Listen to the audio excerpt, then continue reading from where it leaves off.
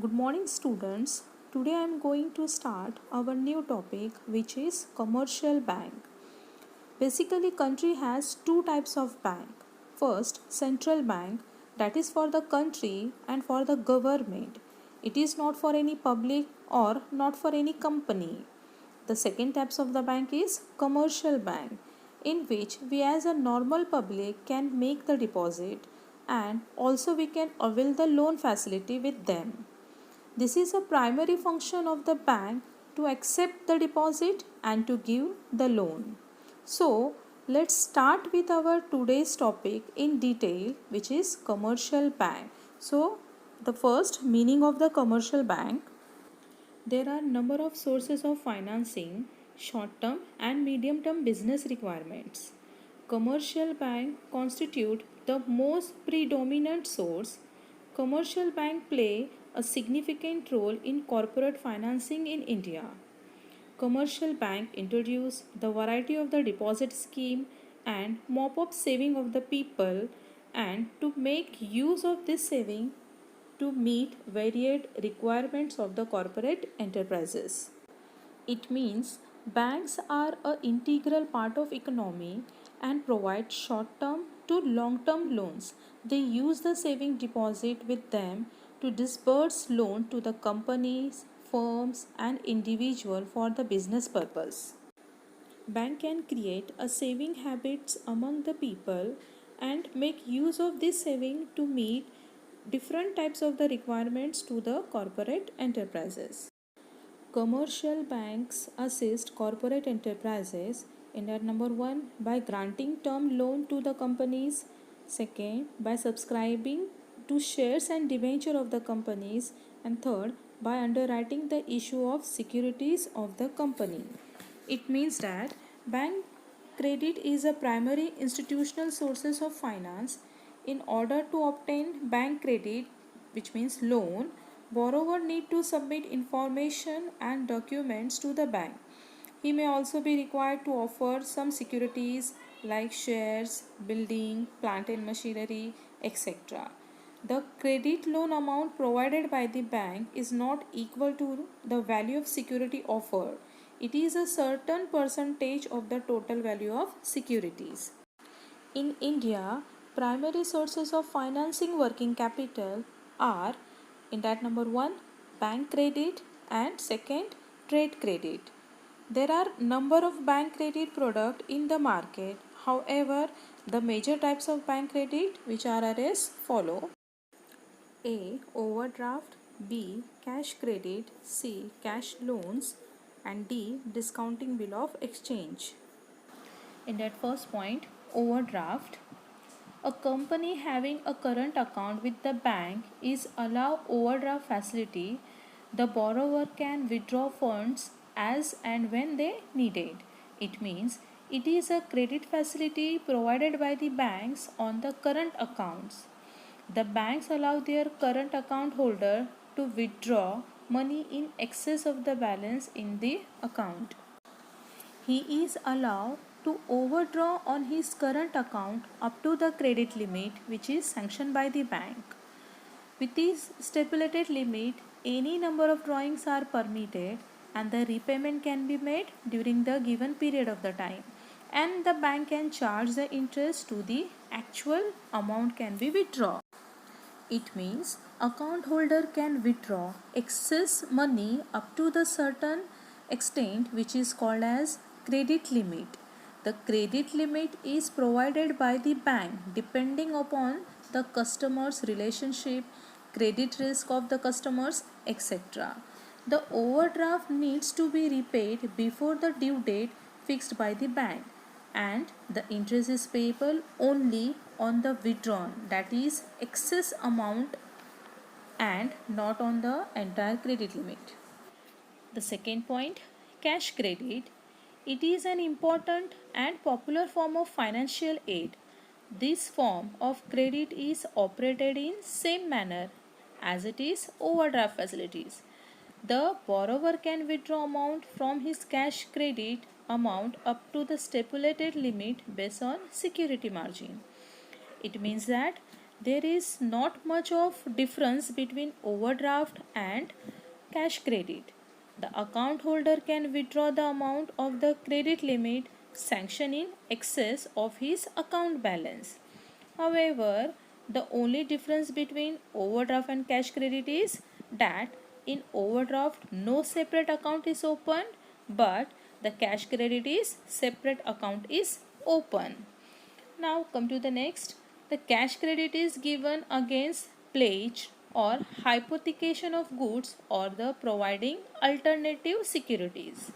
Hypothecation means it is a type of loan which is given against your vehicle or goods by the bank.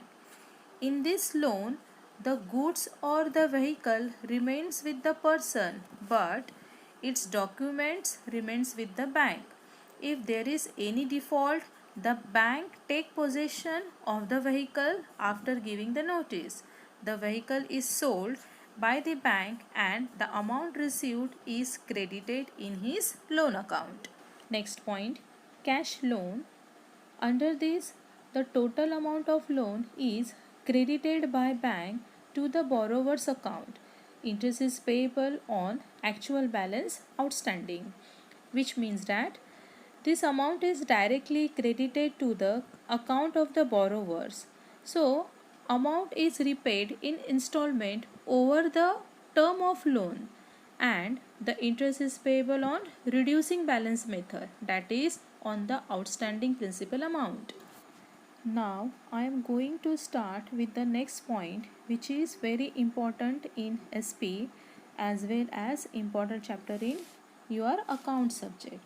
So, in simple words, bill of exchange is a promise in writing to pay a certain person a certain sum of money. Bill of exchange was introduced by Reserve Bank of India in the year 1970 by the way of new bill market scheme. Here there are the three main factor of discounting bill of exchange. These three parties are: first, drawer, the person who draw the bill, that is called as a seller. Next, drawee, the person to whom the order is given or who is supposed to pay the amount, that is called buyer. And third one, payee, the person to whom the money is to be paid, generally seller. Always keep it in mind, drawer and payee can be a different person. The drawer of the bill can receive the money from drawee on due date, and the drawer can receive the money before due date by discounting the bill with the bank. This is nothing but selling the bill to the bank, and the bank gives money to the drawer less than its face value of the bill. This bill is called as trade bill. They are accepted by bank and cash is advance against them. In simple words, the drawer is eligible for receipt of money from the drawee on the due date. However, at the times of drawer may be in urgent need of the funds and cannot wait till the due date. In that case, the drawer can receive the money by selling the bill to the bank. This is referred to discounting of the bill. The bank buys the bill at the discount to the face value and pays the discounted value to the drawer. In that case, if the drawee doesn't pay money to the bank, the drawer bill will be liable to pay. The discount factor is the income of the bank. It is similar to the interest. For example, if a bill of rupees 10,000 is discounted with the bank, and the bank may deduct 5% and pay rupees 9,500 to the drawer. However, it shall recover rupees 10,000 on due date from drawee. The discount of rupees 500, that is 5% on 10,000, is the income of the bank. Thus, discounting of bill of exchange also is one source of short-term finance to the business. Bill of exchange are still very prevalent in the modern world and are accepted by the bank. Come to the next point, financial institutions First industries policies was declared in 1948 for rapid industrial development in country. The central government and the state government have established the special financial institutions for providing industrial finance. These financial institutions are the one of the collect the funds from the public and invest in the financial assets such as shares, deposits, loan, bonds, etc. These institutions provide medium to long-term finance. There are 12 financial institutions at the national level and 46 at the state level. Network of all India financial institutions are classified into the four categories which are as follow. In that number 1, development banks, second, financial institutions, third, investment institutions, fourth, state level institutions. The development bank is further classified into the 5 category. In that first, IDBI means Industrial Development Bank of India. Second, IFCI means Industrial Finance Corporation of India Limited. Third, ICICI Industrial Credit and Investment Corporation of India. Fourth, SIDBI Small Industrial Development Bank of India. Fifth, IRBI Industrial Reconstruction Bank of India. And the second financial institutions are further classified 3 categories.